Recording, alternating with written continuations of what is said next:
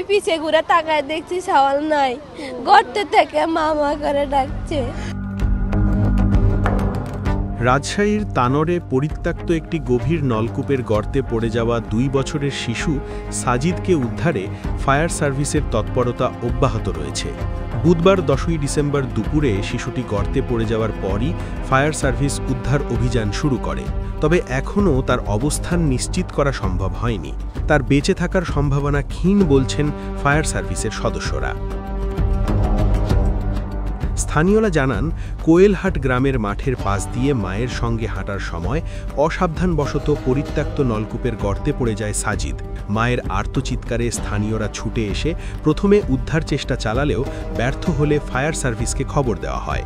রাজশাহী ও চাঁপাইনবাবগঞ্জ থেকে 3টি ইউনিট এসে তাৎক্ষণিক উদ্ধার অভিযান শুরু করে।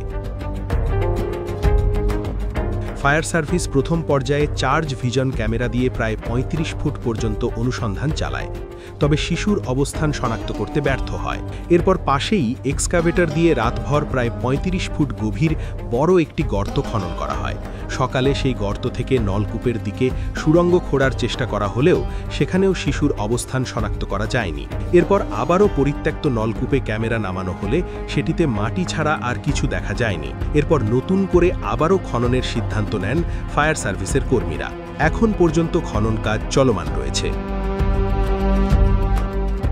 Rajshahi fire service and civil ডিফেন্সের সহকারী পরিচালক দিদারুল আলাম বলেন, নলকূপের পাশে বিকল্প গর্ত খনন করে সুড়ঙ্গ তৈরি করা হচ্ছে।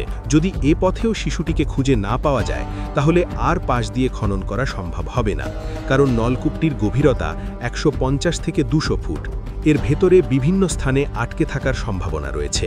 তিনি আরও জানান, শিশুর শ্বাস-প্রশ্বাসের জন্য নলকূপে ভেন্টিলেশনের ব্যবস্থা করা হয়েছে। প্রয়োজনে বিকল্প কৌশলও নেওয়া হবে। এদিকে ঘটনাস্থলে ফায়ার সার্ভিসের পাশাপাশি মেডিকেল টিম ও স্থানীয় প্রশাসন অবস্থান করছে। শত শত মানুষ সেখানে ভিড় করে সাজিদের সুস্থতার জন্য দোয়া করছেন। বিকেলে রাজশাহী বিভাগীয় কমিশনার ঘটনাস্থল পরিদর্শনে যান। এর আগে দুপুরে ঘটনাস্থল পরিদর্শন করেন ফায়ার সার্ভিস অ্যান্ড সিভিল ডিফেন্সের পরিচালক operation lieutenant colonel Tajul Islam Chowdhury. এ সময় তিনি বলেন, বিশ্বের কোথাও এমন কোনো প্রযুক্তি নেই যে এত গভীর গর্ত থেকে তাৎক্ষণিক কাউকে উদ্ধার করবে।